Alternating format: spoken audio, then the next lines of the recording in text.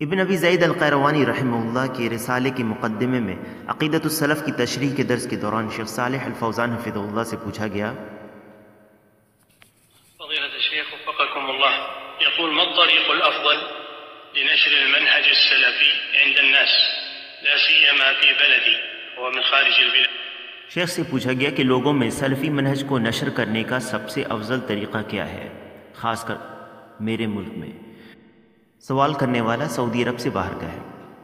اس پر شیخ کا جواب تھا، الطريق الأسلم تعليم المنهج السلفي، تدريسه في المساجد في المدارس في المحاضرات، هذا هو الطريق الأسلم. أما أنك تدعو المذهب السلف ولا تدرس ولا تشرح لهم هذا ما يكفي.